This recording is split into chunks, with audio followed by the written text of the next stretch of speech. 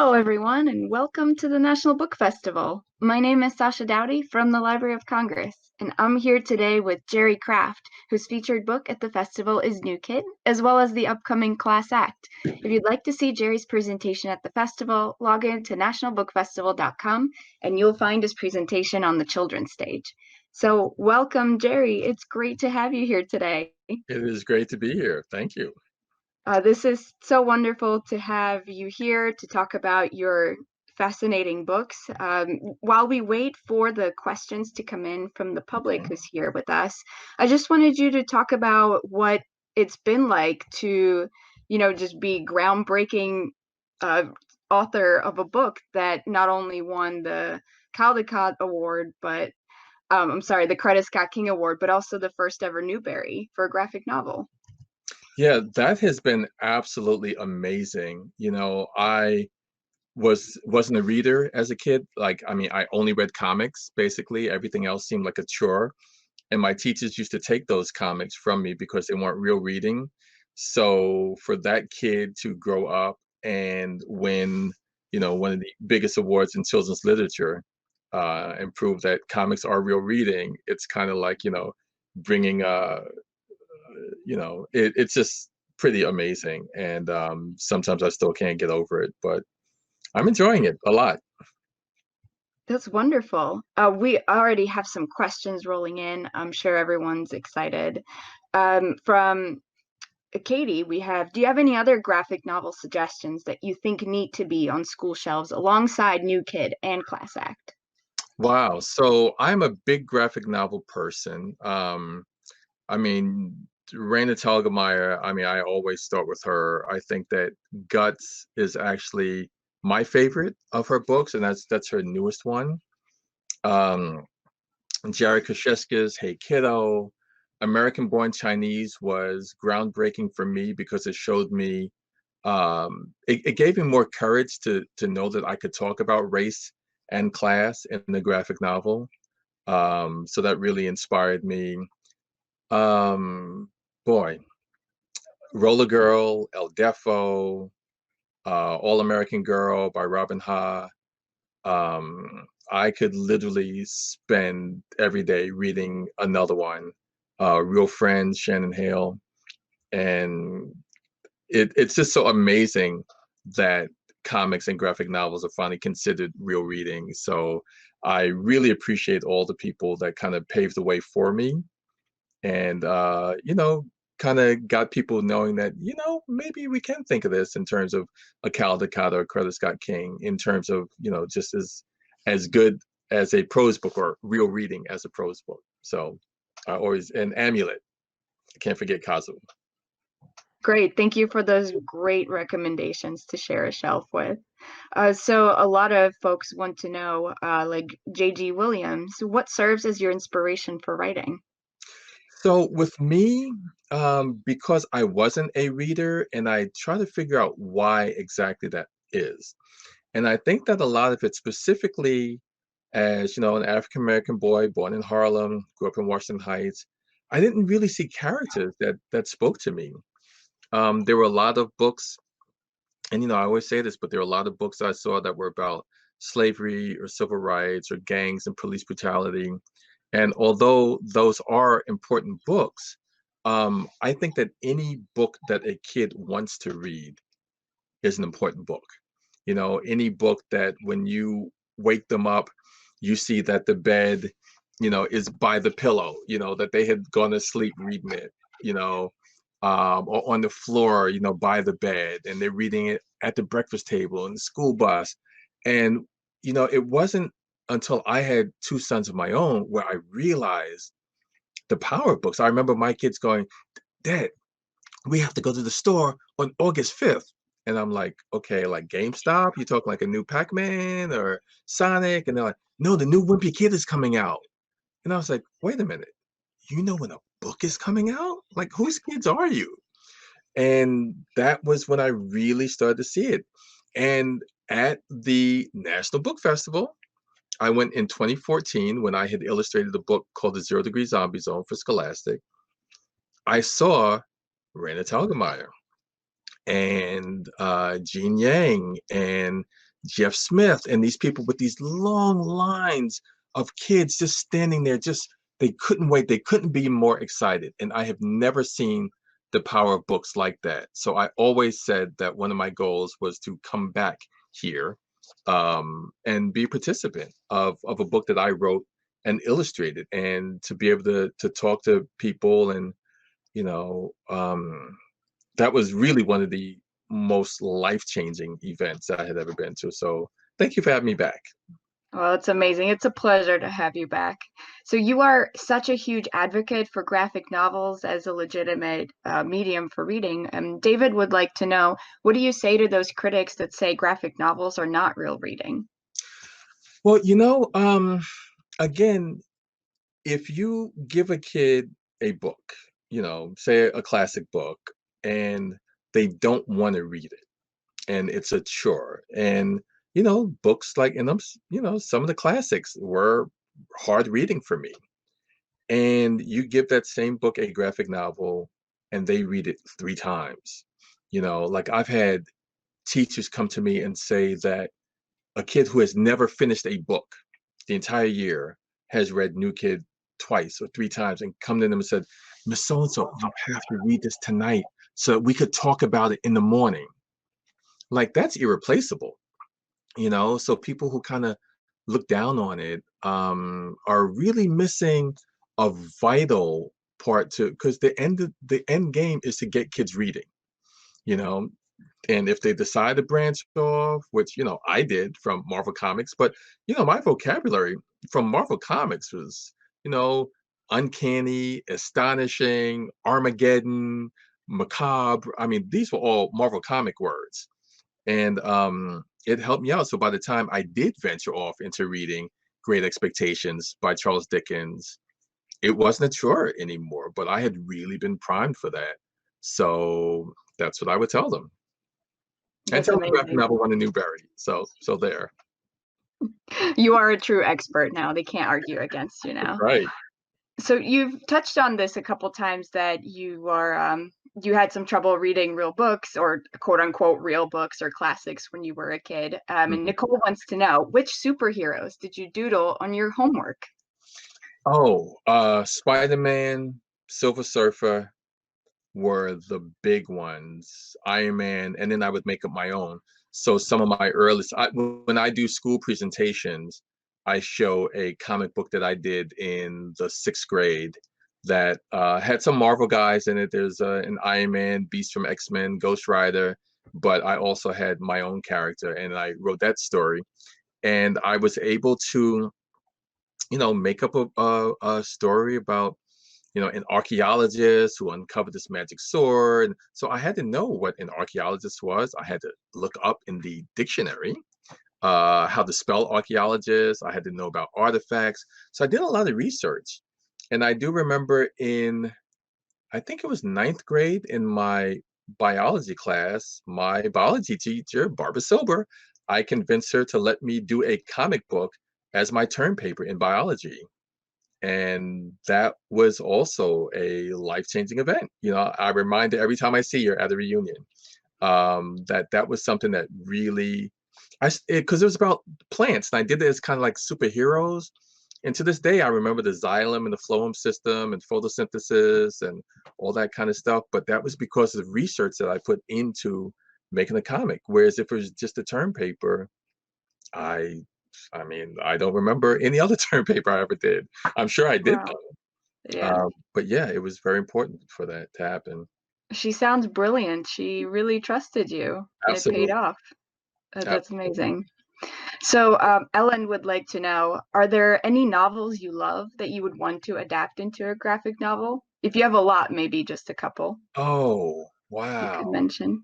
So you know what? Again, I kind of caught up on novels afterwards, because I went from basically uh going through high school, not really loving books, college, I went to School of Visual Arts, not really loving books. As an adult, I started reading manuals on like how to use Adobe Photoshop, so I could read, I just didn't really enjoy it.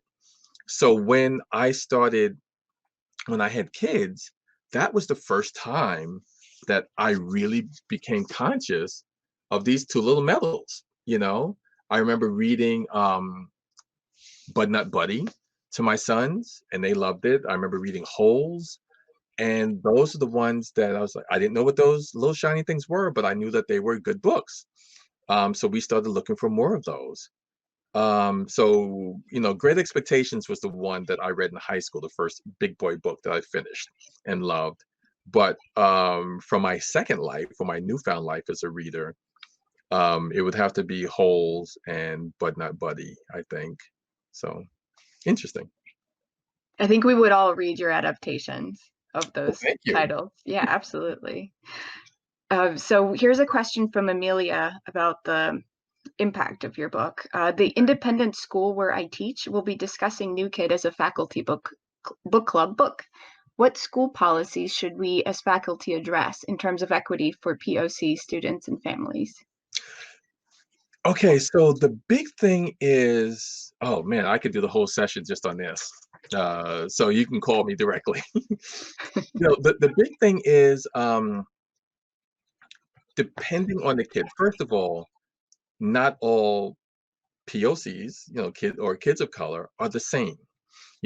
I came from more of a middle class family with a mom and a dad. I lived in the brownstone. So that house where Jordan Banks in New Kid lives is where I grew up in the brownstone. I had friends I went to school with living with just their moms in a project in the South Bronx. I had other friends whose dads were, like really loaded. So you can't group them all. Okay. But there are kids that I remember going to a school, and the kid really loved my book and he liked me, and the teacher said, hey, I will buy you this book and you can have it. And he was like, thanks, but nah, like, ma'am, I can't be seen in my neighborhood carrying no book.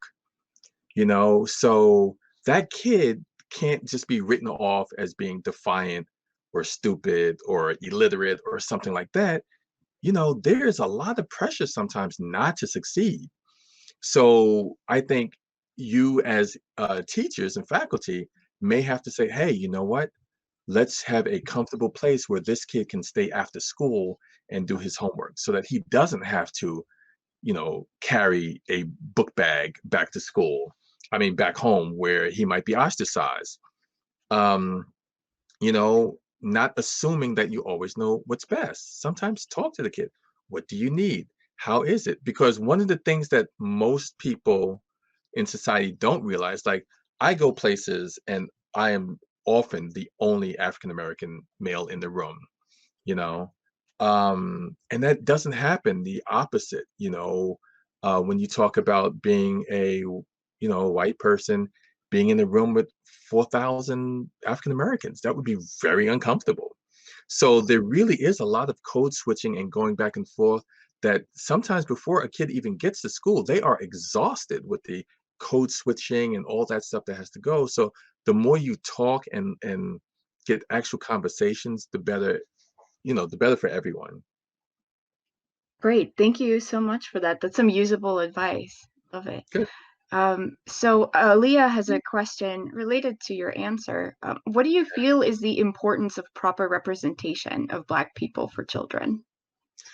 So, hi, Leah. And that's a great question. So, one of the biggest things is that, again, when I grew up, um, I grew up watching the Brady Bunch. I grew up watching the Partridge Family, all these kind of things, right? And identifying with white characters. When I say we know you, I mean, you know, being around and being the fly on the wall and seeing the movies and watching Friends and watching Seinfeld. But generally speaking, it's not the other way around. My kids, people wouldn't think twice of giving them Wimpy Kid or Amulet or Bone or something like that. But generally speaking, white kids don't get books with Black characters. And if they do, if the only ones that they get are like the Black History Month books, like the books that they have to do to write a term paper on a Frederick Douglass or Harriet Tubman, they're not seeing contemporary stories. So they don't see kids like how I was as a kid using humor. They think that everything is gang related and, just a mom and black dads do not exist. But when you look at comedians, it's always a Dave Chappelle, a Chris Rock, an Eddie Murphy, a Richard Pryor. So those funny black men had to be funny black boys at some point.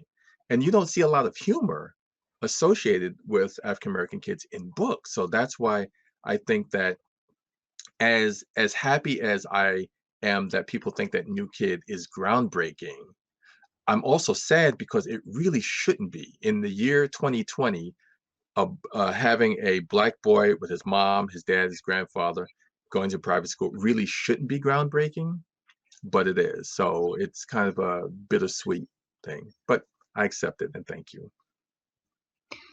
Thank you so much. So for Christian, kind of rewinding back to your journey as an author, Mhm. David wants to know, how did you get your start? Was there someone who encouraged you, perhaps aside from your biology teacher? You know, I did a comic strip called Mama's Boys, and then I couldn't get it published, and I self-published. And so in 1997, I self-published my first book, which is a Mama's Boys book. And then 10 years later, I did another one. And then people started coming to me, African American authors, saying, I can't get published either. Can you help me to publish my book?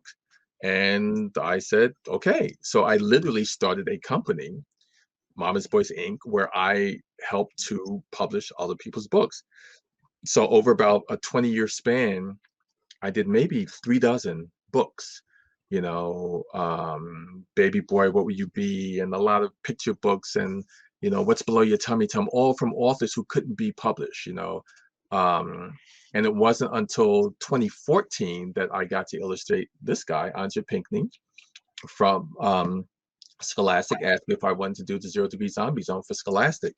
So that was the first traditional book after 3 dozen books, and I had really given up. I really didn't think that I would ever be traditionally published, and it wasn't until 2017 that Andrew Harwell, Eliopoulos, and Rosemary Brosnan from HarperCollins decided that this might be a story that could be successful, and I am ecstatic to reward them for their faith and encouragement. So. Thank you, Rosemary. Thank you, Andrew. And my agent, Judy Hanson. Thank you. Great, thank you. We have several people asking similar questions about the future. Kirsten, Katie, and Chris. I'll read Katie's question. Do you have any other graphic novels planned or in the works that address race and class, in addition to New Um, Kid and Class Act? well, yeah, so definitely, whereas I think New Kid may touch more on race, Class Act definitely has a big class component, and this will be out October 6th. Um, and then I will start work on the third book.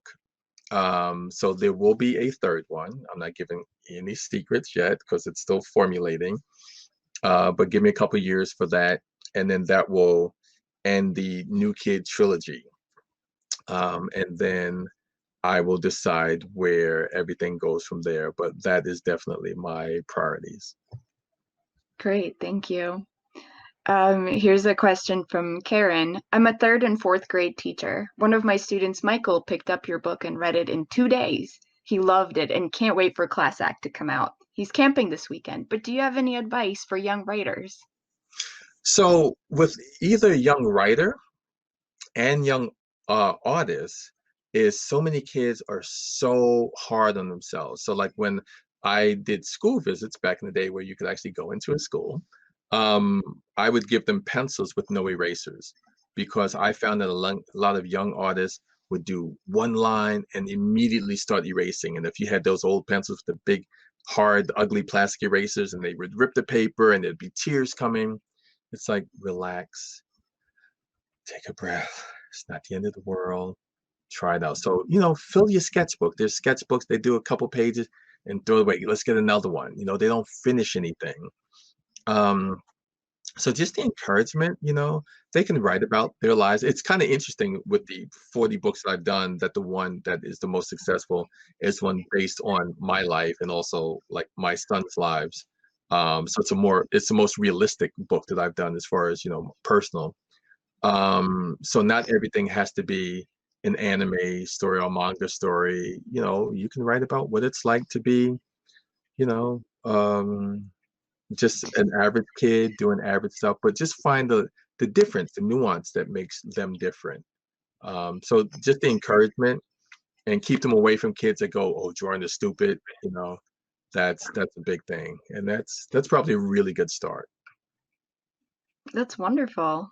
I love that advice to not give them pencils with erasers. I Yes. love that. Here's a question from Leslie that a lot of folks would want you to answer. What's your process for writing your books?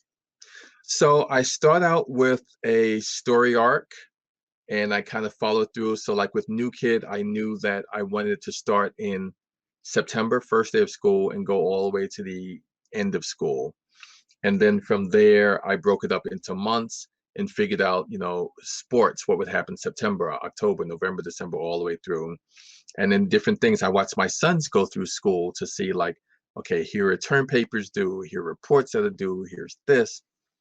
And then I just go back. So before I'm even writing stuff down. Like I do write down notes, but even with the new book, it's just simmering in the back. It's everything is processing. So when I think about it, I go, oh, you know what? I need to have Coach Roach in there because kids really like him. I need to have Alexandra with the puppet, so I'll have her with a scene with Jordan. And then once I write it down, I must go over it 100 times. And I think of stuff like I was at maybe I think it was TLA, and I heard teachers talking about, oh my goodness, when boys get to be in eighth grade, the body odor will knock you off your teacher's chair. And I went, body odor, I forgot all about that. So in class act, there's a big thing about boys and body odor, but it's different. You'll see. So as I think about that, then I go back and I put it in and I fill it. So it's not really the writing, it's the rewriting and the redrawing and the rewriting and the drawing. So that's why it takes so long. And then it takes about a year to draw it seriously once I've, put all the nuts and bolts in. So it's a long process. So I'm taking a little bit of a break, but it's starting to formulate. Wow. We have a follow-up question from Daniela.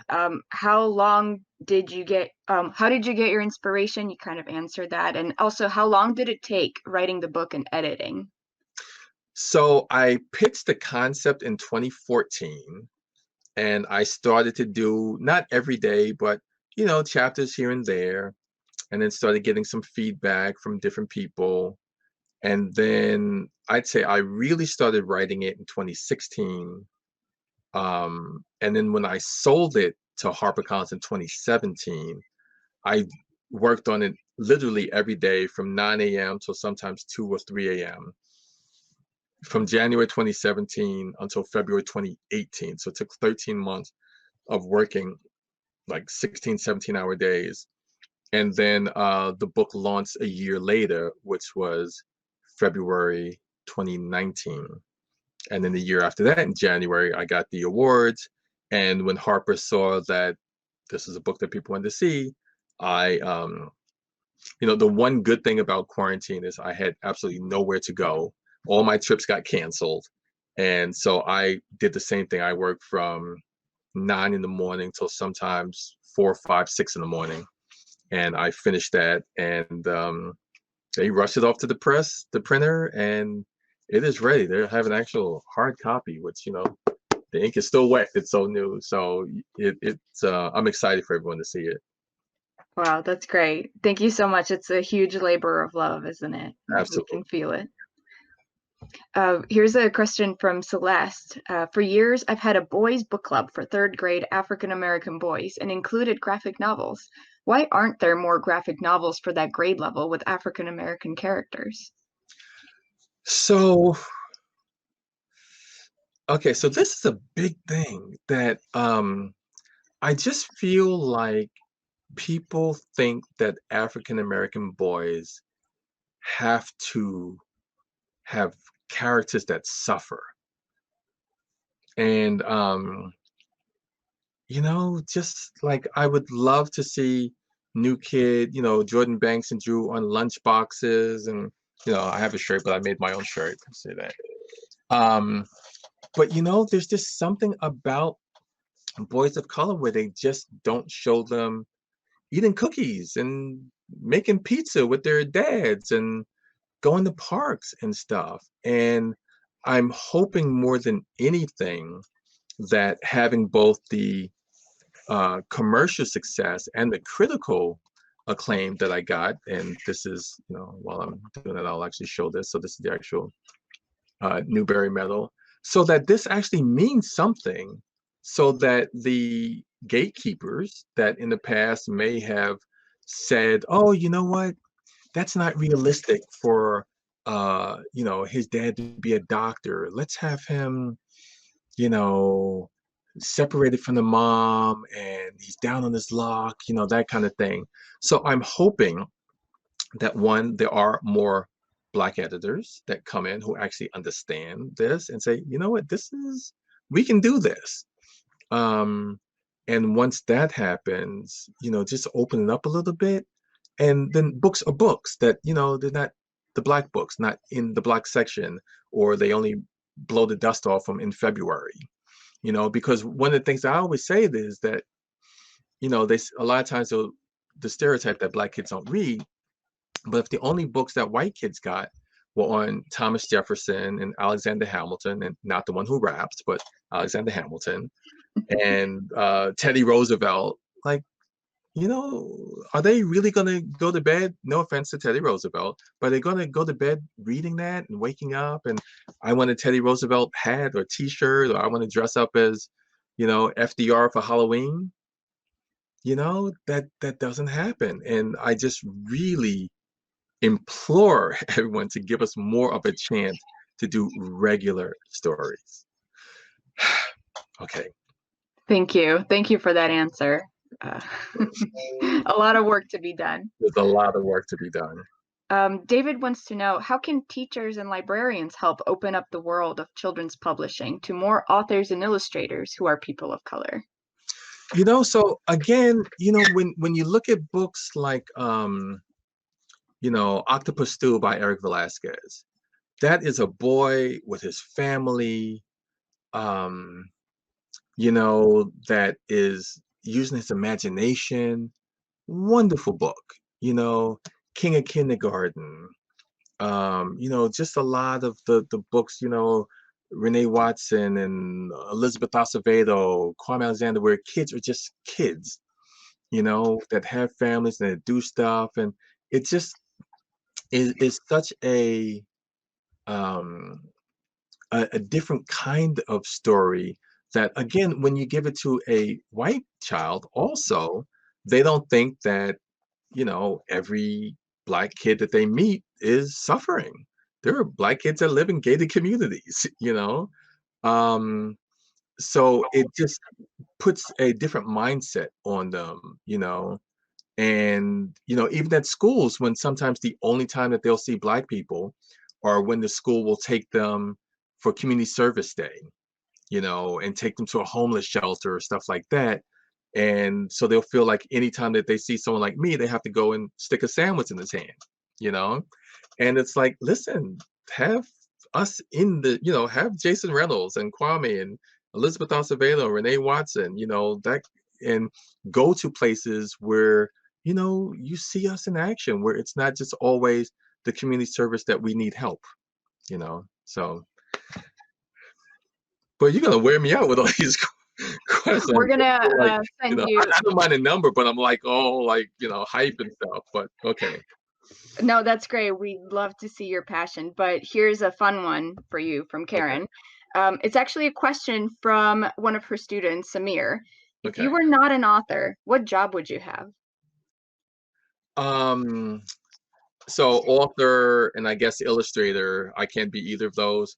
When I went to School of Visual Arts, I studied advertising. So my first job was writing radio commercials and drawing storyboards and things like that. So I thought that that was going to be my life. And then the ad business, when I got out of school, just really it was decimated. And then I was like, well, I got that cartooning thing, and I got a job with a woman named Barbara Slate, who kind of taught me the ropes, and she had written Archie, and we worked on New Kids on the Block and Sweet 16. I was like her background artist. And then I worked for King Features, working in the comic art department. And then I worked at Sports Illustrated for Kids, where I interviewed athletes. I did like flash animation. So I always had cool jobs where I got to draw and write and interview people and interact. So any of those, but I've had a really fun career being creative, but this is by far the best.